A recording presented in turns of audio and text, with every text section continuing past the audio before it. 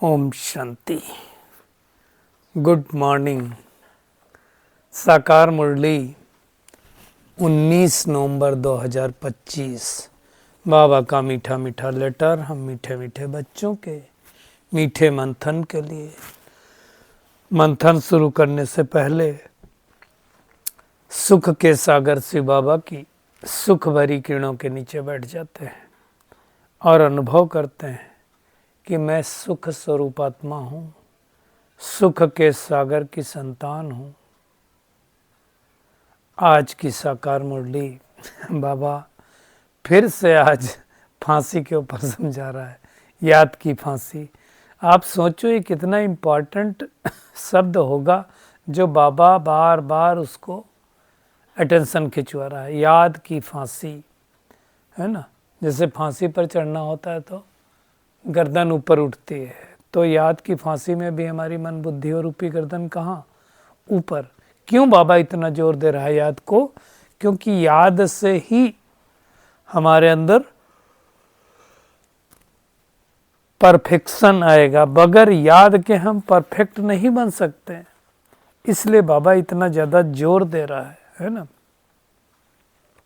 कि हमारी मन बुद्धि उधर लटकी हो। जैसे आप देखो, दुनिया में किसी को अगर फांसी की सज़ा हो जाए तो बुद्धि उसकी फांसी में जाती है। बार बार क्या आएगा, है ना, कि मुझे तो फांसी होने वाली है, मुझे तो फांसी होने वाली है, मैं क्या करूं? तो उसकी बुद्धि बार बार उसी समय उसी चीज में आएगी। तो फांसी माना क्या है? 2-3 चीजें बाबा ने आज क्लियर की है ना। दुनिया में जैसे फांसी पर चढ़ना भी होता है तो बाबा कहता है ऐसे इसमें बड़ी मेहनत है। क्या मेहनत है? नष्टो मोह बनना है, भगवान से प्रीति बुद्धि रखनी है, माया से विपरीत बुद्धि रखनी है, मेरा एक दूसरा न कोई। यही तो मेहनत है। बाबा कहता तुम्हारा वायदा है ना, अंजाम है ना, कि मेरा तो एक शिव बाबा दूसरा न कोई। अगर मेरा वादा है एक मेरा शिव बाबा दूसरा न कोई, तो फिर दूसरा कहाँ से है बीच में? एक मुरली में बाबा ने कहा था ना, अव्यक्त बाड़ी में, कि बच्चे कहते हैं बाबा ही मेरा संसार है। तो बाबा मेरा संसार है तो फिर संस्कार कहाँ से आ गए फालतू वाले? तो अच्छी तरह से समझना है। बाबा बार बार इस बात पर अटेंशन खिंचवा रहा है कि तुम्हें याद की फांसी पर चढ़ना है। मेहनत है बेसिकली, है ना। जितना जितना हम बाबा को याद करेंगे उतना उतना हमारी बुद्धि प्योर होती जाएगी। तो यही मेहनत करनी।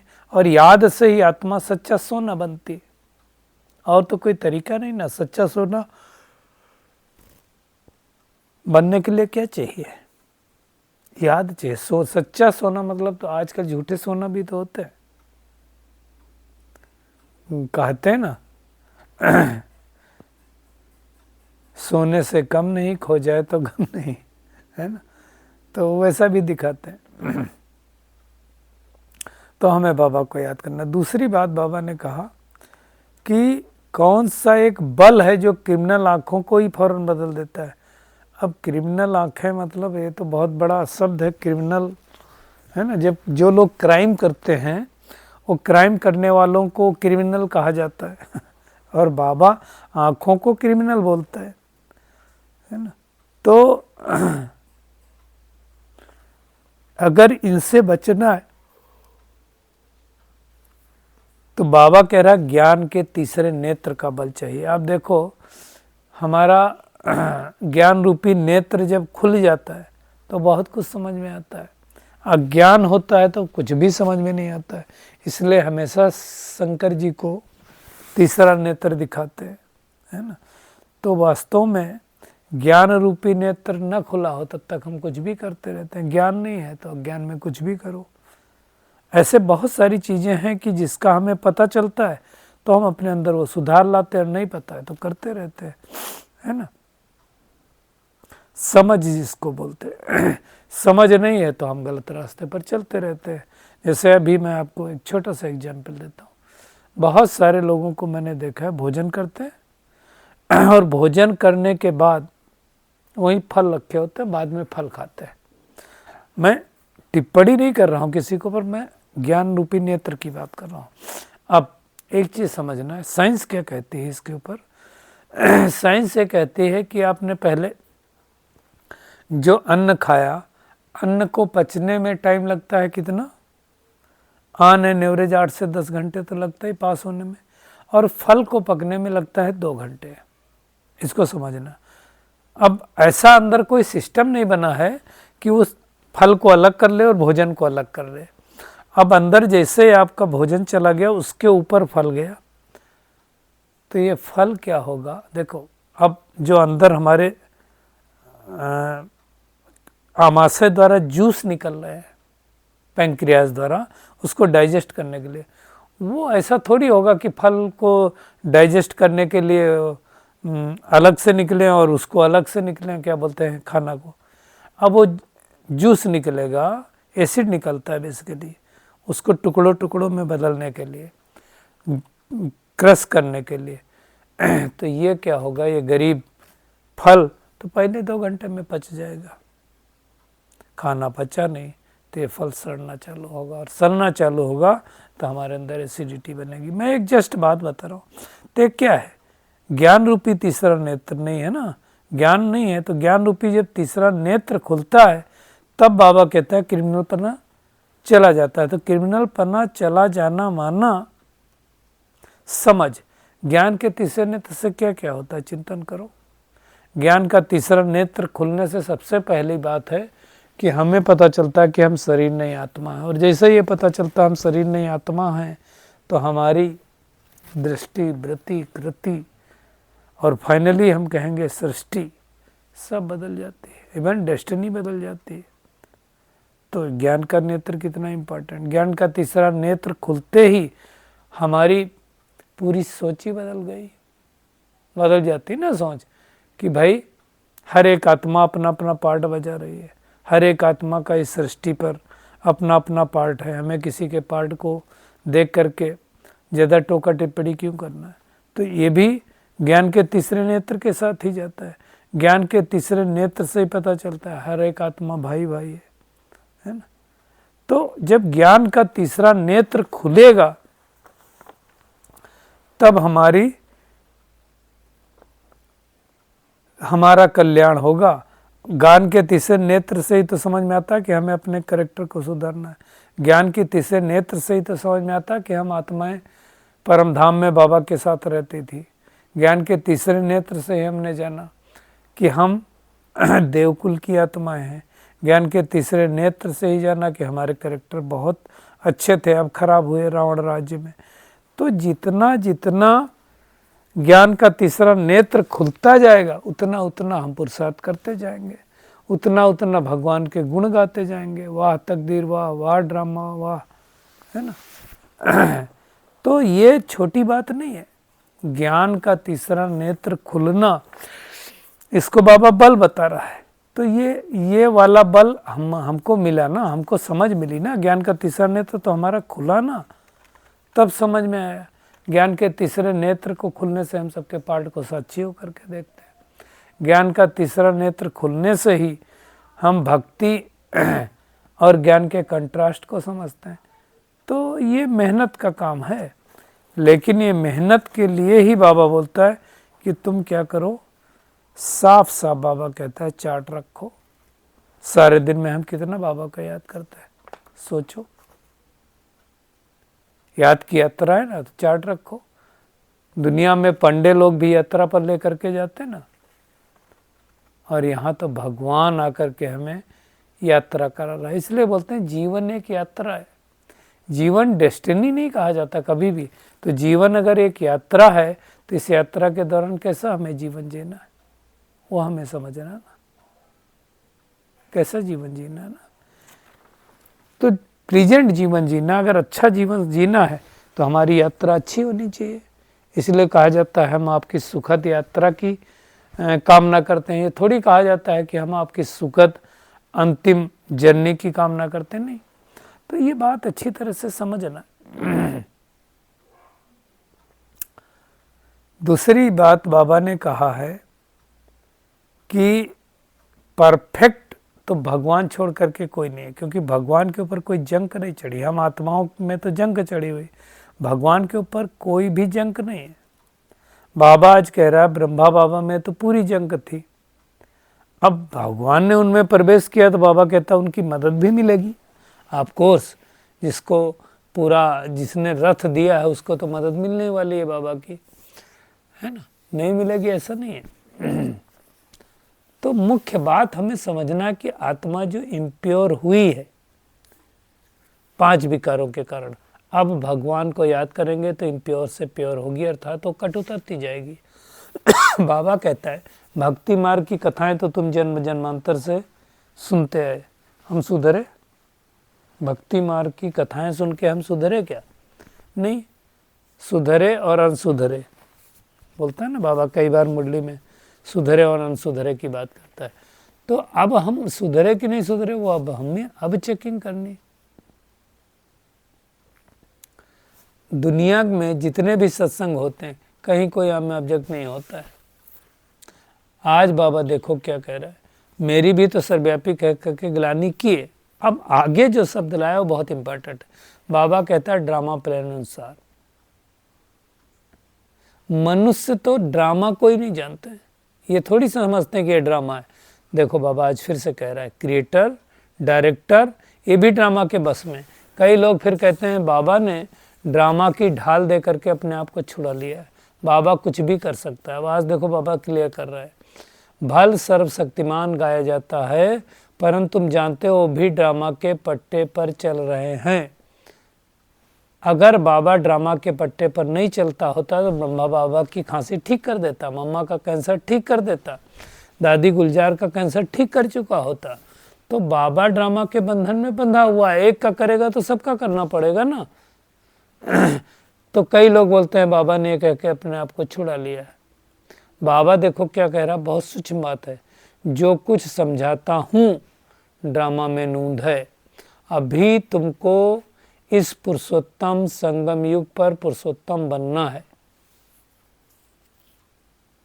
पुरुषार्थ करके बनना ना, तो ये मेहनत करनी। मतलब भगवान भी ड्रामा के बंधन से बाहर नहीं जा सकता है। तो हमें सोचो कितना ड्रामा का रिगार्ड करना चाहिए। इसका मतलब इस ड्रामा में जो कुछ हो रहा है सब कल्याणकारी है ना? इसलिए ड्रामा को के ऊपर हमें उंगली नहीं उठानी चाहिए, मेहनत करनी। बस हमें क्या मेहनत करनी कि हमें सर्वगुण संपन्न बनना है। खाली गाना नहीं आप सर्वगुण संपन्न हो हम पापी है, नहीं, बनना है। पुजारी से पूज्य बनना है, तमो प्रधान से सतो प्रधान बनना है। हम सतो प्रधान बनेंगे तो शरीर भी सतो प्रधान मिलेगा, क्योंकि कहा जाता है जैसी आत्मा वैसे जेवर। आजकल तो 24 कैरेट का थोड़ी होता, सोने में भी खाद मिलाई जाती है तो भाव कम हो जाता है। बाबा कहता है तुम्हारा भी भाव बहुत ऊंचा था, अभी कितने भाव के हो, कम भाव के हो गए, अभी हमारा कोई भाव नहीं है ना। तो ये बातें सब अच्छी तरह से चेक करके फिर बाबा को याद करना है ना? बाबा ने आज दादा लेखराज को भी याद किया, उनके तन में प्रवेश किया ना, तो बाबा कहता नाम तो होगा कुछ ना कुछ। ये समझना।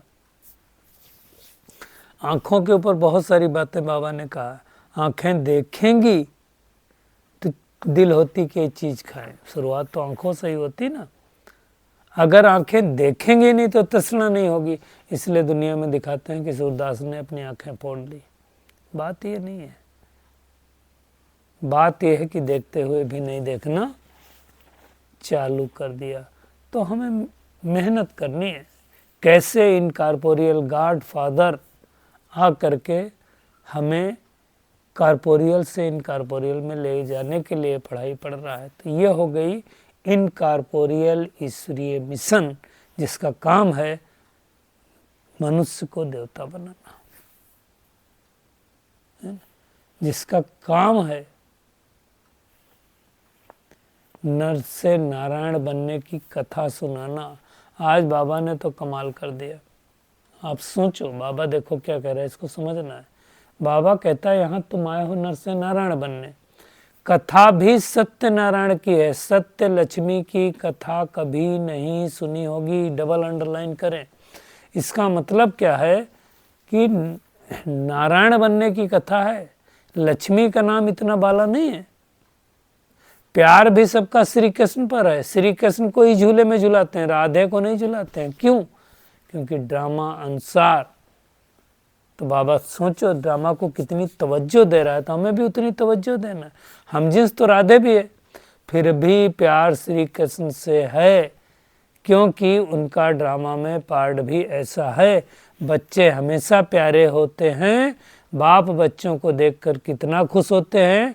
बच्चा आएगा तो खुशी होगी, बच्ची आएगी तो गुटखा खाते रहेंगे। बाबा कहता कई तो मार भी देते हैं। अब इसकी गहराई में जाओ, सोचो कि पुरुष प्रधानता कहाँ से चालू हुई,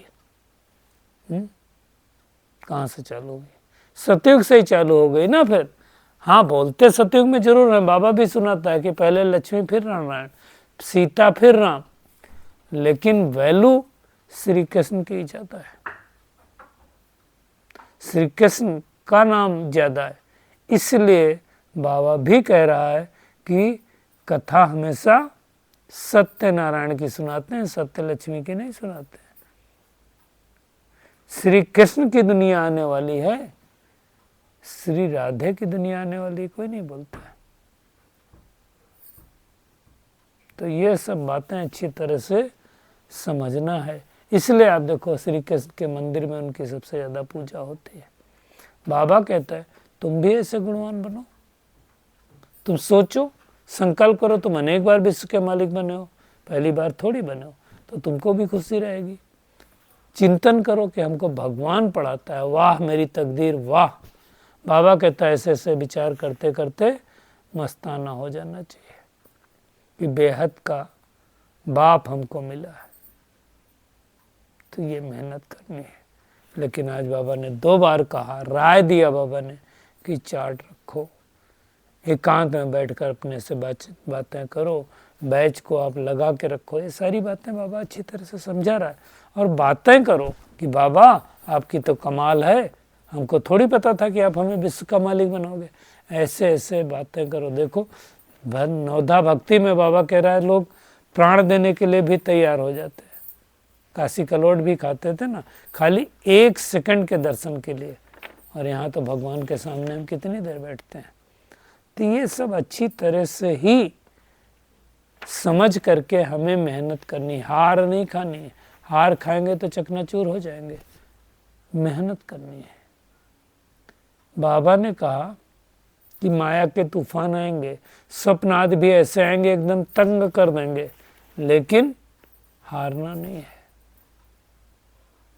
मुख्य मेहनत तो याद की यात्रा में है ना। बाबा कहता उसमें ही रोला है। ये नहीं सोचो हम बहुत सर्विस करते हैं, गुप्त सर्विस करो। ब्रह्मा बाबा को जैसे नशा रहता था कि हम तो शिव बाबा का अकेला बच्चा हूँ, है ना, और भगवान बाबा विश्व का रचयिता है, तो हम तो स्वर्ग के मालिक बनने वाले हैं। ऐसे नशा रखो कि मेरा बाप स्वर्ग का रचयिता है, तो मुझे जरूर स्वर्ग की बादशाही देगा। ये आंतरिक खुशी होनी चाहिए।